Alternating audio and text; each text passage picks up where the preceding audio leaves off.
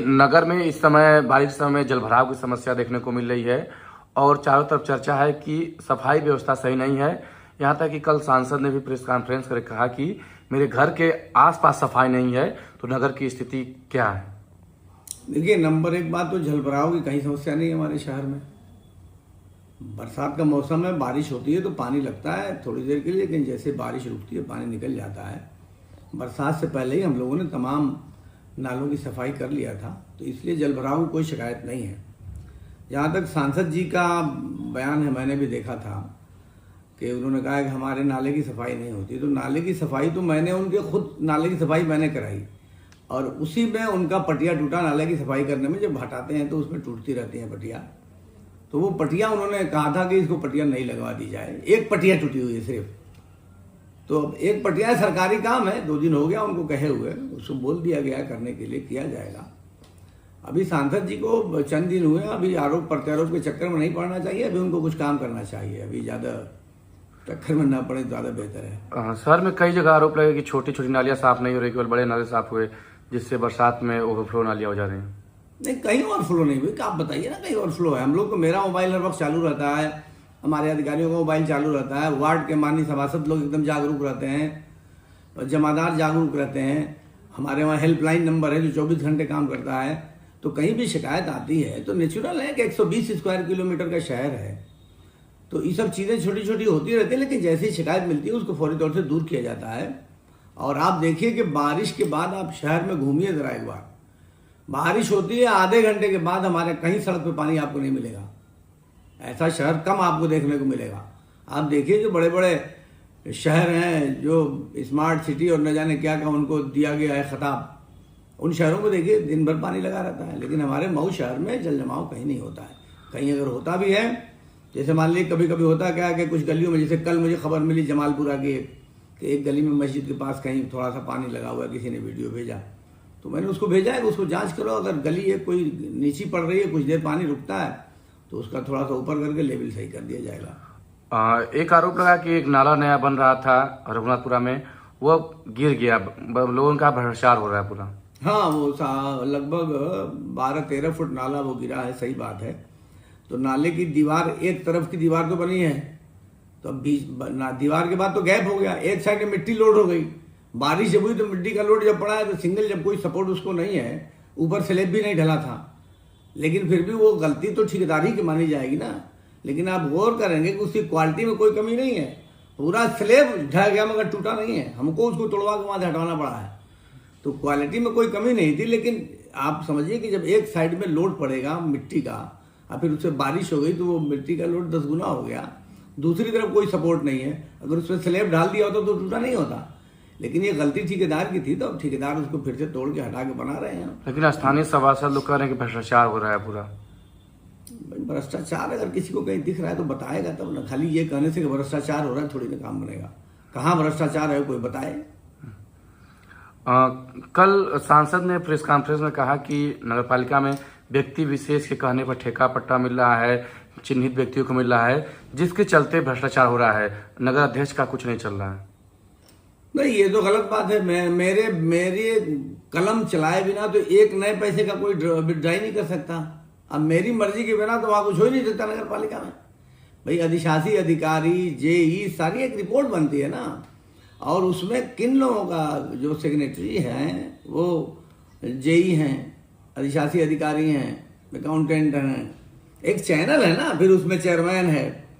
तो किसी और के कहने से क्या चलेगा, या और किसी के कहने से, किसी दबाव में हम लोग काम करते नहीं। मेरे नेचर को सब लोग जानते हैं, मैं किसी दबाव में काम करता ही नहीं हूँ। ठेका पट्टे का जो ये कह रहे हैं कि व्यक्ति विशेष की तरफ उनका इशारा जो है, तो मैं आपको बड़ा स्पष्ट बता दूं कि हमारी नगर पालिका में किसी भी तरह का कोई हस्तक्षेप नहीं है। जो लोग सत्ता में बैठे हुए हैं, न उनका हस्तक्षेप है, न माननीय मंत्री जी का किसी प्रकार का कोई हस्तक्षेप रहता है। माननीय मंत्री जी की ही देन है कि आज नगर में इतने बड़े पैमाने पर विकास के कार्य हो रहे हैं।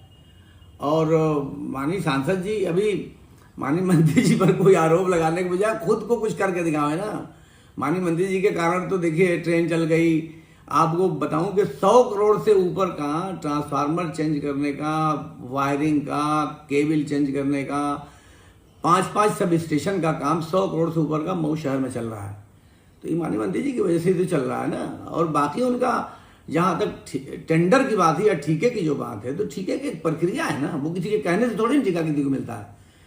टेंडर हमारे वहाँ ओपन होता है, अखबारों में छपता है, 10 लाख से ऊपर के जो टेंडर है वो सब ऑनलाइन छपते हैं, और किसी को भी उसमें टेंडर डालने का अधिकार है, उसको हमको रोकने का या किसी को रोकने का कोई अधिकार ही नहीं है।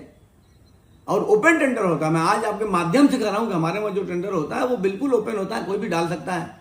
और जो टेंडर की एक प्रक्रिया है, टेंडर की जो एक नियमावली है, उसी नियमावली के आधार पर काम होता है। किसी के कहने से किसी को काम नहीं मिलता। एक बच्चों जैसी बात जिम्मेदार लोगों को नहीं करनी चाहिए। मतलब लोग टेंडर प्रक्रिया क्या, टेंडर प्रक्रिया किसी कहने से मिलती है क्या किसी को? टेंडर प्रक्रिया तो एक अखबार में निकल जाता है, और जिसको डालना होता है वो टेंडर डालता है, जिसको फॉर्म। कहीं कोई टेंडर डालने में किसी को रुकावट करो तो मुझसे बताए वो।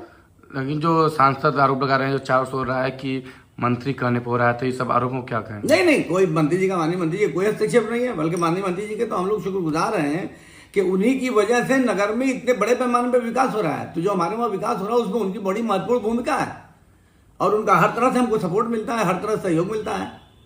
तो अब जो आदमी काम कर रहा है तो उसकी कमियां गिनाई। अरे भैया, कमी मत गिनाओ दूसरे की, अपना काम बताओ ना।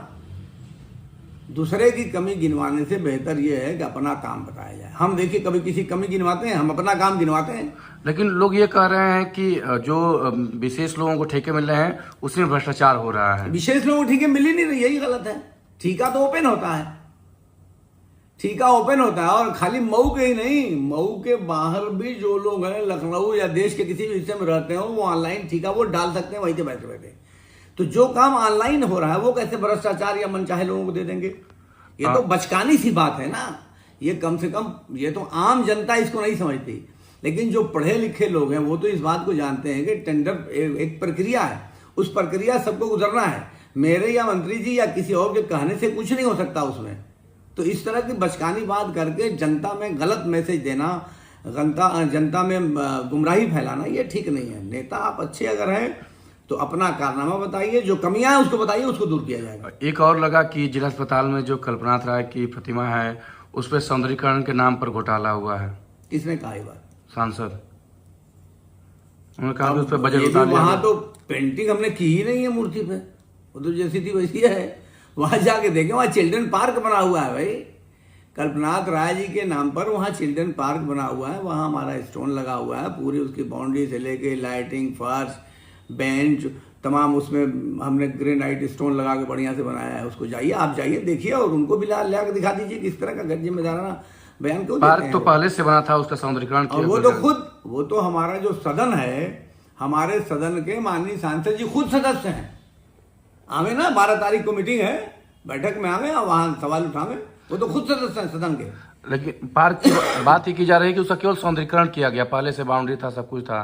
नहीं भाई, सब कुछ बनाया गया है, जिसको जांच करना हो करा लेना, किसी दूसरे विभाग से जांच करा लीजिए। उसमें जो काम हुआ है पहले उसको जाके देखिए, जब आप जाके उसको देखेंगे ना तो आपको सारी गलतफहमी दूर हो जाएगी। एक और है कि एक झील महल के पास तालाब बना, उसमें तालाब में पानी नहीं है, आस पास पूरा जल भरा हो गया है। तो क्या लगता है कि किसकी लापरवाही से तालाब में पानी नहीं आ पा रहा है बारिश का? असल में देखिए, तालाब में जो नाले का पानी है उसको रोकना है, नाले का गंदा पानी नहीं आना चाहिए, बारिश का पानी आना चाहिए। तो अब जो बगल वाला तालाब है वो भर गया है और इस तालाब में पानी की भी ज़रूरत है। तो अभी मैंने अपने अधिशासी अधिकारी से भी बात की है और जेई से भी बात की है कि इसमें कुछ ऐसा सिस्टम बनाया जाए कि ऊपर से पानी, नालों का पानी ना आवे, लेकिन बारिश का पानी हर तरफ से आ जाए, यानी अगल बगल जो और तालाब या गड्ढे उसका पानी भी आ जाए। तो ये आपका कहना सही है। उसमें वो कमी जो रह गई है कि जो गंदा पानी पूरे तरफ से तालाब में नहीं आ पा रहा है, उसकी व्यवस्था हम जल्दी बना देंगे।